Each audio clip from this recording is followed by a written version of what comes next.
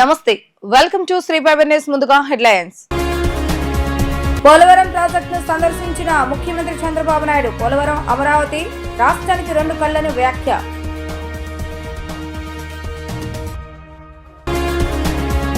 Book festival committee ప్రతినిధులతో deputy CM Pawan Kalyan భేటీ. మాతృభాషపై యువత చిన్నారులో ప్రేమాభిమానాలు పెంచాలని వారికి సూచన.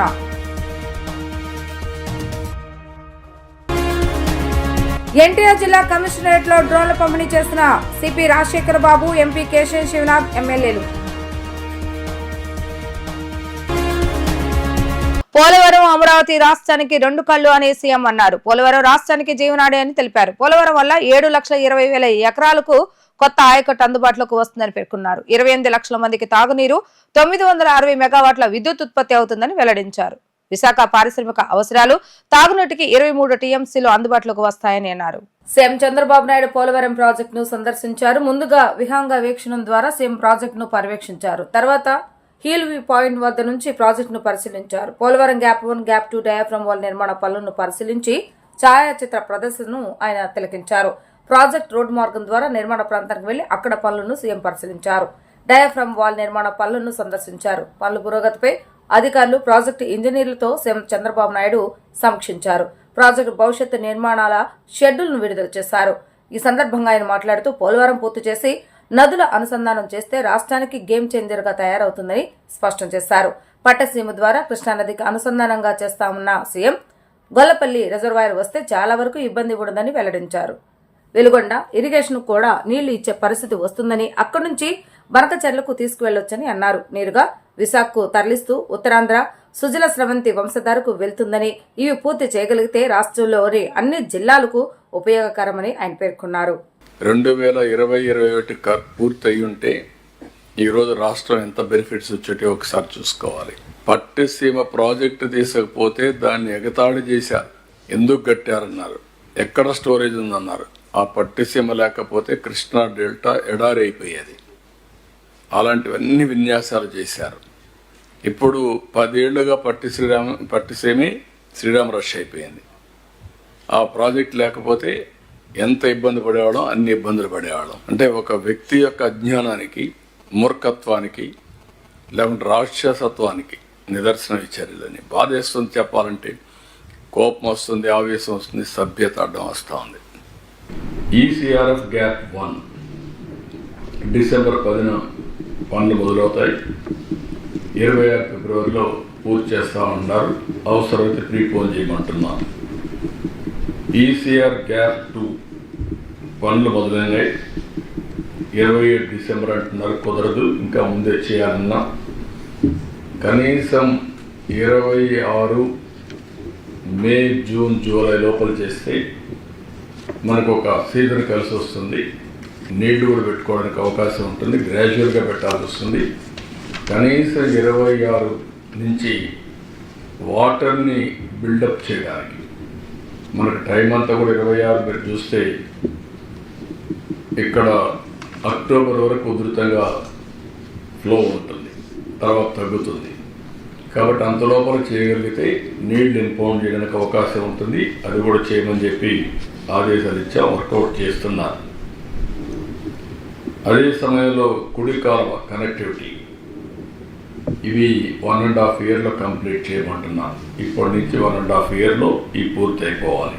అదే మరి ఎడమ కాలువ కనెక్టివిటీ కూడా 1.5 ఇయర్లో పూర్తి కావాలి. అప్రోచ్ ఛానల్ పెండింగ్ పనులన్నీ 26 జూన్ లోపల పూర్తి అవ్వాలి. స్పిల్ ఛానల్ పెండింగ్ పనులన్నీ 27 అంటున్నారు. అంతకంటే ముందే పూర్తి కావాలి. 27 జూలై అన్నారు. దానికంటే ముందే కంప్లీట్ చేయమంటున్నాం. పైలట్ ఛానల్ పనులు కూడా 27 మే అన్నారు. ముందుగానే చేయమంటున్నాం. మాతృభాషపై యువత చిన్నారులో ప్రేమాభిమానాలు పెంచడంతో పాటు మన కవులు, రచయితల గొప్పతనాన్ని తెలియజేసేందుకు తెలుగు సాహితీ యాత్రలు నిర్వహించే దిశగా ప్రభుత్వం ఆలోచనలు చేస్తుందని ఉప ముఖ్యమంత్రి పవన్ కళ్యాణ్ అన్నారు. శ్రీశ్రీ, గురజాడ చలో, గుర్రం జాషువా, విశ్వనాథ సత్యనారాయణ, తిలక్, దేవులపల్లి కృష్ణశాస్త్రి తదితర కవులు, రచయితల స్వస్థలాలు వారి సాహిత్య సేవలు తెలిపే స్మారక కేంద్రాల నిర్మాణం ద్వారా ఆ ప్రాంతాలను అభివృద్ధి చేయవచ్చని పేర్కొన్నారు. మంగళగిరిలోని జనసేన పార్టీ కేంద్ర కార్యాలయంలో Pawan Kalyan Vijayawada book festival committee ప్రతినిధులు ఆదివారం కలిశారు. 35 సంవత్సరాల నుంచి విజయవాడలో పుస్తక మహోత్సవాన్ని నిర్వహిస్తున్నామని, కొన్నేళ్లుగా సరైన మైదానం లేక ఇబ్బందులు పడుతున్నామని వారు ఆయన దృష్టికి తీసుకువెళ్లారు. ఈ సమస్యను పరిష్కరిస్తామని పవన్ కళ్యాణ్ ఈ సందర్భంగా వారికి హామీ ఇవ్వటం జరిగింది. అనంతరం ఆయన మాట్లాడారు. ఆధ్యాత్మిక చారిత్రక స్థలాల పర్యాటకం ఉన్న విధంగానే సాహితీ పర్యాటకం రావాలని అన్నారు. కవులు, రచయితల స్వస్థలాలు, వారి జ్ఞాపకాలు ఉన్న ప్రాంతాలను, ప్రముఖ గ్రంథాలయాలను భాషాభిమానులు, విద్యార్థులు సందర్శించేలా అభివృద్ధి చేయవలసిన అవసరం ఉందని పేర్కొన్నారు. వేటపాలెం గ్రంథాలయం, రాజమహేంద్రంలోని గౌతమి, కడపలోని సిపి బ్రౌన్ లాంటి ప్రముఖ గ్రంథాలయాలు రాష్ట్రంలో ఉన్నాయని చెప్పారు. వీటిని కవులు, రచయితల నివాసాలతో కలుపుతూ టూరిజం సర్క్యూట్స్ ను ఏర్పాటు చేయవచ్చని చెప్పారు. పవన్ కళ్యాణ్ ను కలిసిన వారిలో విజయవాడ బుక్ ఫెస్టివల్ సొసైటీ ప్రతినిధులు టి మనోహర్ నాయుడు, కె లక్ష్మయ్య, గొల్ల నారాయణరావు, సందీపరి ఉన్నారు. జిల్లాలో డ్రోన్ల వినియోగంలో ఆధునిక సాంకేతిక పరిజ్ఞానం వినియోగిస్తున్నామని పోలీస్ కమిషనర్ ఎస్వి రాజశేఖర్ బాబు తెలిపారు. జియో ట్యాకింగ్ చేసిన ప్రాంతాలకు డ్రోన్లు వెళ్లి రికార్డింగ్ చేసుకుని తిరిగి వస్తాయని, దీని ద్వారా బహిరంగ మద్యపానం, ర్యాగింగ్ వంటి వాటిపై నిఘా ఉంచుతున్నట్లుగా తెలిపారు. 500 మహిళా పోలీసులను డ్రోన్ పైలట్లుగా తీర్చిదిద్దామని వెల్లడించారు. పోలీస్ పెరేడ్ గ్రౌండ్స్ లో ఎన్టీఆర్ కమిషనరేట్ లోని పోలీస్ అధికారులకు డ్రోన్ల పంపిణీ కార్యక్రమాన్ని నిర్వహించారు. Cloud petrol for safe communities కార్యక్రమం ఆరంభించారు. ఈ సందర్భంగా సిపి రాజశేఖర్ బాబు మాట్లాడుతూ, జియో ట్యాకింగ్ చేసిన ప్రాంతాలకు డ్రోన్లు వెళ్లి రికార్డింగ్ చేసుకుని తిరిగి వస్తాయని, దీని ద్వారా బహిరంగ మద్యపానం, ర్యాగింగ్ వంటి వాటిపై నిఘా ఉంచుతున్నట్లుగా తెలిపారు. అన్ని రంగాల్లో డ్రోన్ల వాడకం పెరగాలన్నది ముఖ్యమంత్రి చంద్రబాబు నాయుడు దూరదృష్టి అని చెప్పారు. మహిళల భద్రత, మాదక ద్రవ్యాల కట్టడికి ఇది దోహదపడతాయని వివరించారు. పోలీసులు వెళ్లలేని ప్రాంతాలకు డ్రోన్ వెళుతుందని, విజువల్ పోలీసింగ్ తో పాటు ఇన్విజిబుల్ పోలీసింగ్ చాలా అవసరమని అన్నారు. 500 మంది మహిళా పోలీసులను డ్రోన్ పైలట్ గా తీర్చిదిద్దుతామని వెల్లడించారు. ఎంపీ కేశవ శివనాథ్ 10 డ్రోన్లు అందించారని తెలిపారు. 2 days క్రితం విజన్ డాక్యుమెంట్ ని గౌరవ ముఖ్యమంత్రి గారు ఆవిష్కరించారు. Vision document 2047. ప్రతి సందర్భంలో వారు చెప్తుంటారు, డ్రోన్స్ అనేది డ్రోన్ క్యాపిటల్ ఆఫ్ ఇండియా ఏదంటే ఏపీ అని చెప్పాలా, అదేవిధంగా డ్రోన్ని విరివిగా ఉపయోగించాలా, అన్ని సర్వీసెస్లో డ్రోన్స్ వినియోగం పెరగాల, ముఖ్యంగా పోలీసింగ్లో డ్రోన్ వినియోగం పెరగాల అని వారు చెప్తుంటారు. యూజ్ కేసెస్తో రాండి, డ్రోన్స్ని ఎలాగ ఉపయోగించాలో మీరు ఆలోచించి ముందుకు రాండి అని వారు చెప్తుంటారు. అందులో ముఖ్యంగా ఈ యూజ్ కేసెస్ అనేది చూస్తే ఈ మధ్యన దాని మీద చాలా రీసెర్చ్ జరుగుతూ ఉంది. అదేవిధంగా పోలీసులో చాలా డిస్కషన్ జరుగుతూ ఉంది.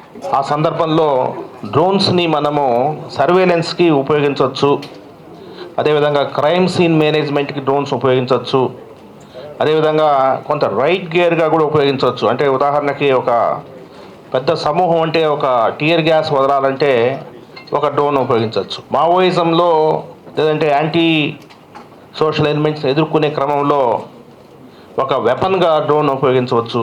ఉమెన్ సేఫ్టీకి ఉపయోగించవచ్చు. ఈ మధ్య మనం డ్రగ్స్ గురించి చాలా వింటున్నాం. మరి డ్రగ్స్ కట్టడి చేయడానికి ఒక నిఘా వ్యవస్థని డ్రోన్స్ ద్వారా ఉపయోగించవచ్చు. ఈ విధంగా చాలా ఆలోచించి ఈరోజు ఒక కాన్సెప్ట్తో క్లౌడ్ పెట్రోల్స్ అనే కాన్సెప్ట్ ఈరోజు ముందుకు వస్తున్నాం. ఇందులో క్లౌడ్ పెట్రోల్స్ అంటే ఇందులో మనం పెద్ద డిస్కషన్ చేయాల్సిన అవసరం లేదు. ఒక డ్రోన్ ఉంది, ఆ డ్రోన్కి కొన్ని వే పాయింట్స్ ఏదైతే ఉన్నాయో మేము మామూలుగా పోలీస్ శాఖలో వల్నరబిలిటీ మ్యాపింగ్ అని జరుపుతాం. వల్నరబిలిటీ మ్యాపింగ్ అంటే వల్నరబుల్ ఏరియాస్, క్రైమ్ అనేది ఎక్కడ ఎక్కువ ఉంటుందని ఒక ప్లేసెస్ అన్నీ కూడా కొంత ఈ మధ్యన జియో ట్యాగ్ చేయడం జరిగింది. గౌరవ ముఖ్యమంత్రి గారు వచ్చిన తర్వాత వారు ఫస్ట్ మీటింగ్లో సీఎంస్ కాన్ఫరెన్స్లో కలెక్టర్స్ కాన్ఫరెన్స్లో వారు చెప్పారు, టోటల్ అన్ని ప్రదేశాలు, నేరం జరిగే అన్ని ప్రదేశాలను ముందు మ్యాప్ చేయండి. సో దాని గురించే అన్నిటిని మ్యాప్ చేశాం. జియో మ్యాపింగ్ చేసిన తర్వాత, జియో ట్యాగింగ్ చేసిన తర్వాత ఇటువంటి వల్నరబుల్ ప్లేసెస్ అన్నిటినీ డ్రోన్కి ఇచ్చి ఆటోమేటిక్గా ఒక డ్రోన్ వెళ్ళి సర్వేలెన్స్ నిఘా చేసి వెనక్కి వస్తే ఎంత బాగుంటుందని ఆలోచిస్తే మనకందరికీ అర్థమవుతుంది. ఇప్పుడు మనం బయట డెమో కూడా చూస్తాం. ఇది అయిపోయిన తర్వాత ఒక డెమో మనం ఈ 20 డ్రోన్స్తో ఒక డెమో కూడా ఏర్పాటు చేస్తున్నాం. వాటికి ఆల్రెడీ వే పాయింట్స్ దాంట్లో ఫీడ్ చేసి డ్రోన్స్ పంపిస్తే డ్రోన్ వెళ్ళేసేసి ఆటోమేటిక్గా మళ్ళీ బేస్ స్టేషన్కి వస్తుంది. తను ఏ ప్రదేశం నుంచి ఎగిరిందో ఆ ప్రదేశానికి మళ్ళీ ఈ డ్రోన్ వస్తుంది. సో ఇలాగా ఈ వల్నరబిలిటీ మ్యాపింగ్ చేయడం వలన గత 3 నెలల్లో మేమేం చేసామంటే వల్నరబిలిటీ మ్యాపింగ్ చాలా గట్టిగా చేసాం. అంటే ఈవ్ టీజింగ్ ప్లేసెస్ అంతా వల్నరబిలిటీ మ్యాపింగ్ చేసాం. అదేవిధంగా గంజాయి సేవించే ప్రాంతాలన్నీ కూడా మ్యాపింగ్ చేశాం. ఓపెన్ డ్రింకింగ్ ప్లేసెస్ కూడా మ్యాపింగ్ చేశాం. ఈవ్ టీజింగ్ ప్లేసెస్ అన్నీ మ్యాపింగ్ చేశాం. ఇలాగా ఎక్కడ క్రైమ్ జరుగుతుందో ఆ క్రైమ్ జరిగే ప్రదేశాలందరం అన్నీ కూడా మ్యాప్ చేశాం. కాబట్టి ఇప్పుడు ఆ వే పాయింట్స్ అంటే ఒక డ్రోన్ ఉంది, ఒక డ్రోన్ 10 ప్రదేశాలు చూసి రావాలి. 10 వే పాయింట్స్ దాన్ని ఫీడ్ చేస్తే 10 ప్రదేశాలు చూసి వెనక్కి వస్తుంది. చాలా త్వరగా వస్తుంది. మనం కంట్రోల్ రూమ్లో కూర్చొని ఇక్కడ మన వీక్షించవచ్చు. ఎక్కడ అవసరం అనుకుంటే అక్కడ పోవచ్చు. ఎన్టీఆర్ జిల్లా పోలీస్ కమిషనరేట్ పరిధిలో ఉన్న పోలీస్ స్టేషన్లకు 10 డ్రోన్లను పోలీస్ శాఖకు ఇచ్చారని విజయవాడ పార్లమెంట్ సభ్యులు కేశినేని శివనాథ్ చెప్పారు. 500 మంది సచివాలయ మహిళా పోలీసులకు అందరికీ డ్రోన్ పైలటింగ్ శిక్షణ ఇవ్వటం ఎంతో అభినందనీయమని చెప్పారు. సీఎం చంద్రబాబు నాయుడు స్ఫూర్తితో డ్రోన్ సమ్మిట్ నిర్వహణలో రికార్డు కైవసం చేసుకున్నామని తెలిపారు. నగరంలోని కమాండ్ కంట్రోల్ రూమ్ వద్ద డ్రోన్ల ప్రదర్శన కార్యక్రమంలో ఎంపీ కేశినేని శివనాథ్, ఎమ్మెల్యేలు గద్దె రామ్మోహన్ రావు, వసంత కృష్ణప్రసాద్, బోండా ఉమామేశ్వరరావు పాల్గొన్నారు. ఈ సందర్భంగా వారు మాట్లాడుతూ నగరంలో బ్లేడ్ బ్యాచ్, గంజా బ్యాచ్ ఆగడాలను పూర్తిగా అరికట్టి ప్రజలకు భద్రత కల్పించాలని కోరారు. ఈ 6 నెలల పరిపాలనలో కమిషనరేట్ పరిధిలో క్రైమ్ రేట్ తగ్గిందని చెప్పారు. క్రైమ్ ను అరికట్టడంలో డ్రోన్లను తీసుకురావడం చాలా సంతోషంగా ఉందని, నగరంలో గంజాయి సేవిస్తున్న వారిపై చర్యలు తీసుకోవాలని వారు పేర్కొన్నారు. మనం విజయవాడ నగరం అంటే ఇవాళ అమరావతి రాజధానిలో ఒక భాగం. మనం అనుకుంటున్నాం హైదరాబాద్ కన్నా వెనకబడి ఉన్నామని మనం అనుకుంటున్నామేమో. 2014-19లో కమాండ్ కంట్రోల్ రూమ్ మన ఆంధ్రప్రదేశ్లో విజయవాడలోనే ఉండేది. తర్వాత వచ్చిన ప్రభుత్వం దాన్ని యూటిలైజ్ చేసుకోలేకపోవటం వల్ల ఇవాళ మనం వెనకబడ్డాం. అంతేగాని ఆ రోజు మన విజయవాడ నగరంలో ఉన్న సీసీటీవీలు కానీ ఎన్నైనా కానీ బ్రహ్మాండంగా జరగడం జరిగింది. ఇవాళ ఇక్కడ సమావేశం చూస్తే dynamic politicians along with dynamic officers of the district. ఎందుకంటే కమిషనర్ గారు అవ్వచ్చు, మున్సిపల్ కమిషనర్ గారు అవ్వచ్చు, కలెక్టర్ గారు అవ్వచ్చు, ఏ విషయం మీదైనా కూడా మేము చెప్పంగానే స్పందించే తీరు, ఏ చిన్న విషయాన్ని కూడా అజాగ్రత్తగా ఉండకుండా ప్రతి విషయంలో మాకు సహకరించే తీరు, అదేవిధంగా మేము కూడా వారు ఏమి చెప్పినా సహకరించే తీరులో చాలా బ్రహ్మాండంగా ఎన్టీఆర్ జిల్లాలో ఇవాళ ఆంధ్రప్రదేశ్లోనే ప్రప్రథమంగా అందరం కూడా ఒక పొలిటీషియన్స్, ఒక ఆఫీసర్స్ ఒకే లైన్ మీద వెళ్తున్న ఏదన్నా జిల్లా ఉందంటే అది ఎన్టీఆర్ జిల్లానే అని చెప్పుకుంటాం. దానికి అందరికీ కూడా మీ అందరికీ ధన్యవాదాలు. ఇంకొక విషయం, ఉమెన్ ఎంపవర్మెంట్ ఇక్కడే కనపడుతున్నారు. అంతా ఉమెన్ ఎంపవర్మెంట్ అంతా ఎన్టీఆర్ జిల్లాలోనే ఉంది. చక్కటి డ్రోన్ పైలట్స్ని తయారు చేశారు సార్ బ్రహ్మాండంగా. ఎందుకంటే మగవారికి ఏ విధంగా ధీటుగా పని ఏదు విధంగా తీసిపోని విధంగా ఆడవారు ఉంటారనే విషయంలో మీరు డ్రోన్ పైలటింగ్ కనుక అందరికీ ఇచ్చి చాలా బ్రహ్మాండమైన పని చేశారు. నేను కూడా మీలో ఒక మెంబర్ని. ఎట్లాగంటే నేను పార్లమెంటరీలో హోమ్ అఫైర్స్ కమిటీలో, పార్లమెంట్ అఫైర్స్లో నేనే కమిటీ మెంబర్ని. మన రాష్ట్రానికి కేంద్ర ప్రభుత్వం నుంచి ఇవాళ ఫోరెన్సిక్ ల్యాబ్ ఎప్పుడో మనకు వచ్చింది, కానీ గత ప్రభుత్వ నిర్లక్ష్యం వల్ల ఇంతవరకు నిధులు రాలేకపోయినాయి. అంతేకాకుండా గ్రేహౌండ్స్ ఇటువంటివన్నీ కూడా మనం రాబెట్టుకోవాలి. ఇవాళ మనం వాడే వాహనాలు కానించి మనం వాడే సీసీ లైట్ల వరకు కేంద్ర ప్రభుత్వ సహకారంతో నిధులు తెచ్చుకోవచ్చు. మొన్న నేను హోమ్ మినిస్టర్ గారు కూడా కూర్చుని కొన్ని ప్రపోజల్స్ కూడా రెడీ చేశాం. త్వరలో అవన్నీ కేంద్ర ప్రభుత్వం ముందు పెట్టి వాటినన్నిటికీ తగిన విధంగా నిధులు వచ్చే విధంగా కృషి చేయబోతున్నాం. Indian badminton queen PV Sindhu మరికొన్ని రోజుల్లో పెళ్లి పెట్టలేకపోతుంది. వ్యాపారవేత్త వెంకట దత్త సాయితో పివి సింధు వివాహం డిసెంబర్ 22వ తేదీన రాజస్థాన్ లో జరగనుంది. కొన్ని రోజుల కిందటే సింధు వెంకట దత్తస్థాయి నిశ్చితార్థం జరిగింది. ఈ నేపథ్యంలో తన పెళ్లికి రావాలంటూ సింధు ప్రముఖులను స్వయంగా కలుస్తూ ఆహ్వానిస్తుంది. పివి సింధు ఆమె తండ్రి వెంకటరమణ మంగళగిరిలోని క్యాంపు కార్యాలయంలో AP deputy CM Pawan Kalyan కలిశారు. సింధు పవన్ కళ్యాణ్ కు పెళ్లి పత్రిక అందించి తన పెళ్లికి రావాలంటూ ఆహ్వానించింది. ఈ సందర్భంగా సింధుకు పవన్ కళ్యాణ్ శుభాకాంక్షలు తెలియజేశారు. సింధు ఆమె తండ్రి వెంకటరమణతో పవన్ కళ్యాణ్ కాసేపు ముచ్చటించారు. ఎమ్మెల్యేలకు అసెంబ్లీ అంటే ఒక దేవాలయమని, కానీ వైసీపీ 11 మంది ఎమ్మెల్యేలకు మాత్రం అసెంబ్లీకి రాకుండా ప్రజల్నే అవమానిస్తున్నారని టీడీపీ నేత బుద్దా వెంకన్న వ్యాఖ్యానించారు. వారు అసెంబ్లీకి రాకున్నా కూడా ఆ 11 మందికి జీతాల రూపంలో ప్రతి నెల 1,75,000 రూపాయలు వారి అకౌంట్లోకి పడుతున్నాయని గుర్తు చేశారు. ఈ క్రమంలో ఇక నుంచి ఆ 11 మంది వైసీపీ ఎమ్మెల్యేలను తాము గొర్రెలు లేదా మేకలుగా పరిగణిస్తామని ఎద్దేవా చేశారు. వైసీపీలో 11 మంది మేకలు ఉన్నాయని, ప్రజాధనాన్ని శుభ్రంగా వేస్తున్నాయని చెప్పాల్సి వస్తుందని ఆయన దుయ్యబట్టారు. ఇప్పటి వరకు ముఖ్యంగా తెలుగు ప్రజలు చిన్నపిల్లలు కథ చెప్పమంటే అనగనగా 7 చేపల కథ చెప్పేవాళ్ళు.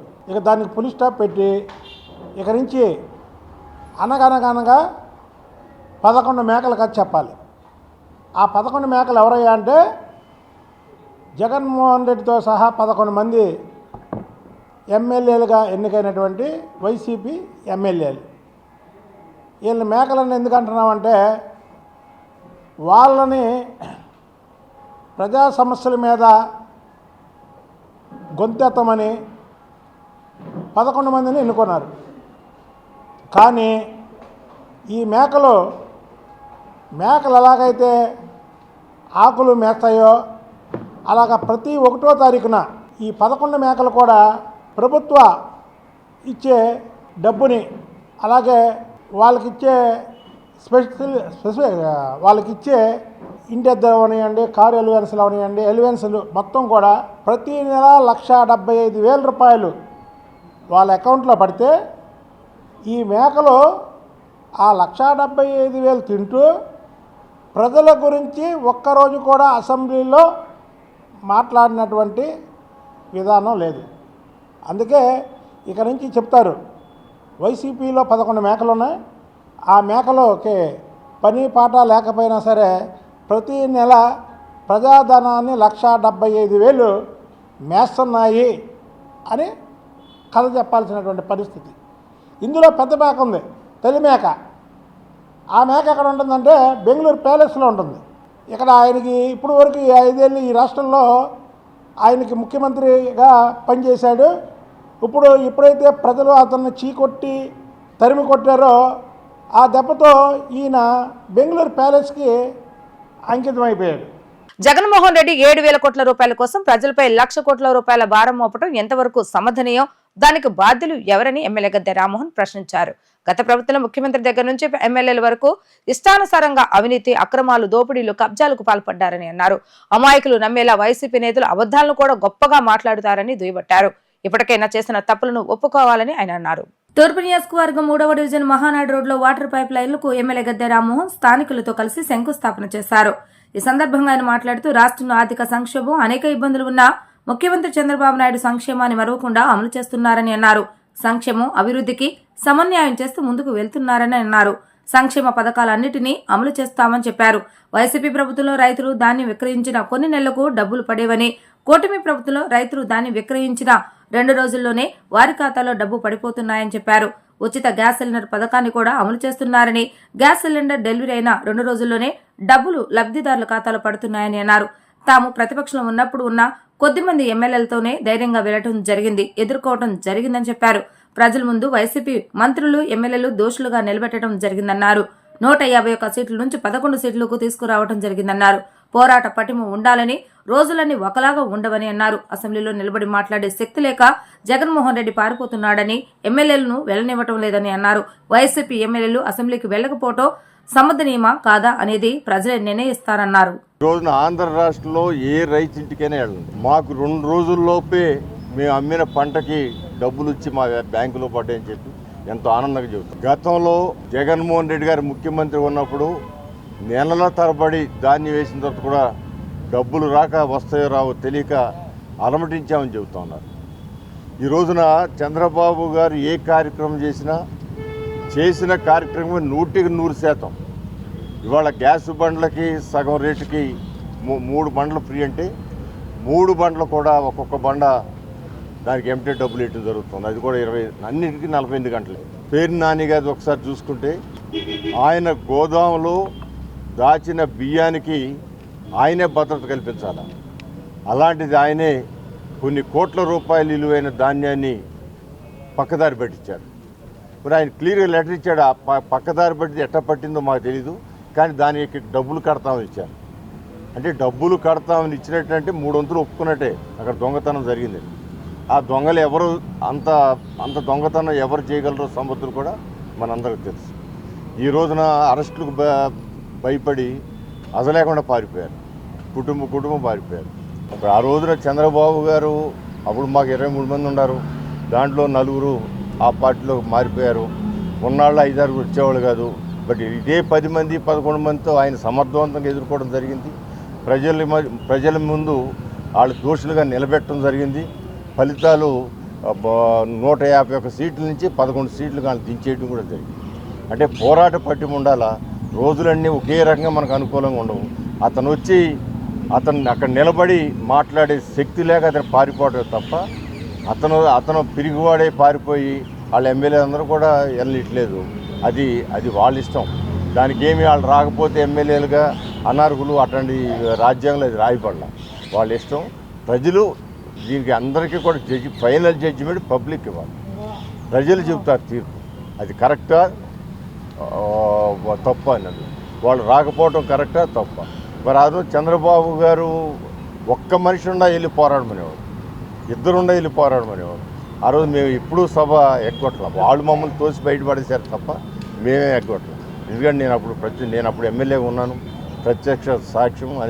ఎన్ని మాటలు చంద్రబాబు గారిని అన్నారు, మీకు బయట పేపర్లు చేయో లేకపోతే టీవీలు చేయి చాలా తక్కువ, 100లో 1-2 మాత్రం మీకు వస్తున్నాయి. లోన మా చెవులు తిన్నప్పుడు మైక్ లేకుండా వాళ్ళు మాట్లాడిన మాటలు చూస్తే ఇంకోళ్ళు అయితే భరించలేరు. కానీ ఆయన ప్రజల శ్రేయస్సు కోసం, ఈ రాష్ట్రాన్ని రక్షించుకోవడం కోసం ఆయన అనేకమైన మాటలు పడి కూడా నిలబడి వీరోచితంగా పోరాడి జైలుకి పంపించినా కూడా ఏమాత్రం దడవకుండా వచ్చి పోరాడి వాళ్ళకి సిగ్గు ఉంటే వాళ్ళ రాజకీయాలు విరమించుకోవాలి. ఇంద్రకీలాద్రిపై కొలువైన దుర్గమ్మ అమ్మవారిని నియమ నిబద్ధతో దీక్షతో పూజించి అమ్మ అనుగ్రహం పొందటానికి గాను కంచి కామకోటి పీఠాధిపతుల ఆదేశానుసారం 1981 నుండి భవానీ దీక్షలు కలశజ్యోతి ఊరేగింపు ప్రారంభమైందని దేవస్థానం ఈవో రామారావు చెప్పారు. కనుల వైభవంగా జరిగే కలశ మహోత్సవ కార్యక్రమంలో వేలాది మంది భవానీలు పాల్గొని దుర్గమ్మ నామస్మరణతో ఇంద్రకీలాద్రిపై కొలువుతీరిన అమ్మవారిని దర్శించుకోవడం జరిగిందని పేర్కొన్నారు. సత్యనారాయణపురం రామకోటి ప్రాంగణం నుంచి శ్రీ దుర్గామల్లేశ్వర స్వామి దేవస్థానం అర్చకులు కలశ మహోత్సవాన్ని పురస్కరించుకుని ప్రత్యేక పూజలు నిర్వహించిన అనంతరం ఆది దంపతులు ప్రత్యేకంగా అలంకరించిన రథంపై అధిరోహించగా ఆలయ కార్యనిర్వహణాధికారి కెఎస్ రామారావు, స్థానాచార్య శివప్రసాద్ శర్మ తదితరులు పాల్గొన్నారు. కోలాటాలు, నృత్యాలు వంటి సాంప్రదాయ కళాకారులు ప్రదర్శనల మధ్య వివిధ ప్రాంతాల నుండి కుటుంబ సమేతంగా విచ్చేసిన భవానీ భక్తులు కలశ జ్యోతులను చేతపట్టుకుని జయ దుర్గా జయ జయ దుర్గా నామస్మరణతో ముందుకు సాగారు. ఈ సందర్భంగా ఈవో మాట్లాడుతూ అమ్మవారి కలశ జ్యోతులు ఊరేగింపులు పాల్గొంటే అమ్మవారి ఆశీస్సులు ఆ భక్తులకు ఉంటాయని అన్నారు. భవానీ దీక్షలు స్వీకరించిన భక్తులకు పుణ్యం లభిస్తుందని ఆయన తెలిపారు. ఈ రోజు కలశ జ్యోతి ఉత్సవం ఆనందోత్సాహాలతో ప్రారంభమైంది. స్వామి అమ్మవారు అలంకృతులైనారు. రథం మీద ఈరోజు విజయవాటిక పుర వీధుల గుండా ఊరేగి ఆలయాన్ని చేరుకుంటారు.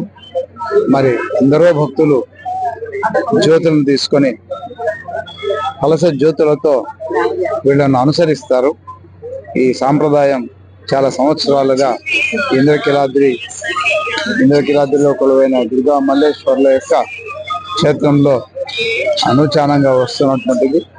ఈ కార్యక్రమంలో మరి జగన్మాతను అమ్మలగన్నయమ్మ అయిన కనకదుర్గమ్మను నానా విధాలుగా సేవించే భక్తుల్లో ఇది ఒక పద్ధతి. జ్యోతి స్వరూపంగా భావిస్తూ, పరమేశ్వరుడు జ్యోతి స్వరూపుడు, అర్ధనారీశ్వరుడు కాబట్టి అందులో అమ్మవారు స్వామివారు ఉంటారని భావిస్తూ జ్యోతిర్లింగాలుగా కూడా స్వామివారిని మనం పూజిస్తాము. అలాంటి జ్యోతి స్వరూపంగా స్వామి అమ్మవార్లను భావించి వాళ్ళని దాన్ని స్వీకరించి ఇక్కడి నుంచి వెళ్ళడం చాలా ఉత్సాహపూర్వకంగా జరిగేటువంటి ఒక ప్రక్రియ. మరి చాలా కనువిందుగా ప్రజలు సాగడం ఇక్కడ గమనిస్తున్నాము. అలాగే వివిధ కళారూపాలతో పాటు మన సాంస్కృతికతను, మన యొక్క సాంప్రదాయాలను ప్రతిబింబించేలాగా అటు జానపద, ఇటు శాస్త్రీయమైన నృత్య సంగీత కార్యక్రమాలతో పాటుగా స్వామి అమ్మవార్లను ఇక్కడి నుంచి ఊరేగింపుగా వెళ్ళడం జరుగుతోంది. ఇలా అటు సాంప్రదాయము, ఇటు ఉత్సాహము, ప్రజలు పాల్గొనడం కలిసి విజయవాడకు ఒక తలమానికంగా నిలిచే ఈ కార్యక్రమానికి భక్తులందరూ పాల్గొనడం, వాళ్ళతో పాటు పెద్దలు కూడా ఇప్పుడు రాబోతున్నారు, అధికారులు, పెద్దలు అందరూ కలిసి ఇలా కార్యక్రమంలో పాల్గొనడం చాలా సంతోషాన్ని ఇస్తోంది. ఉదయం గిరి ప్రదక్షిణ కార్యక్రమం ఉంటుంది. మరి అందులో కూడా విశేషంగా పాల్గొని ఇది చాలా మహిమాన్వితమైనటువంటి రోజులు. ఎందుకంటే దీక్ష జరుగుతుంది. భవానీ దీక్షలు ముక్తాయానికి వస్తున్నాయి. ఈ 21 నుంచి 25 వరకు భవానీ దీక్షలు మనం విరమణలు ఇక్కడే చేసుకోబోతున్నారు. లక్షలాది మంది భక్తులు వస్తారు. మరి వాటన్నిటికీ దేవస్థానం సన్నిధం అవుతోంది. ఈ పవిత్రమైనటువంటి వేళలో గిరి ప్రదక్షిణలోను, ఇటు కలశ జ్యోతుల యొక్క ఉత్సవంలోను భక్తులందరూ విరివిగా పాల్గొని అమ్మవారి స్వామివారి కృపకు పాత్రలు అవుతారని విశ్వసిస్తున్నాము. శ్రీ మాత్రే నమః. ధన్యవాదాలు. వార్తలు ముగించే ముందు హెడ్లైన్స్ మరొకసారి. పోలవరం ప్రాజెక్టును సందర్శించిన ముఖ్యమంత్రి చంద్రబాబు నాయుడు. పోలవరం అమరావతి రాష్ట్రానికి 2 కళ్లని వ్యాఖ్య.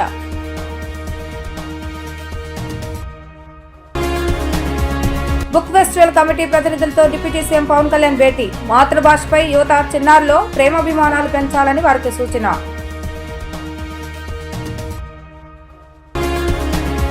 ఎన్టీఆర్ జిల్లా కమిషనరేట్ లో డ్రోన్ల పంపిణీ చేసిన సిపి రాజశేఖర్ బాబు, ఎంపీ కేశవ్ శివనాథ్, ఎమ్మెల్యేలు. ఇవి ఈ రోజు వార్తా విశేషాలు. మరలా తిరిగి ప్రసారమే వార్తలు మళ్ళీ కలుద్దాం. అంతవరకు సెలవు. నమస్కారం.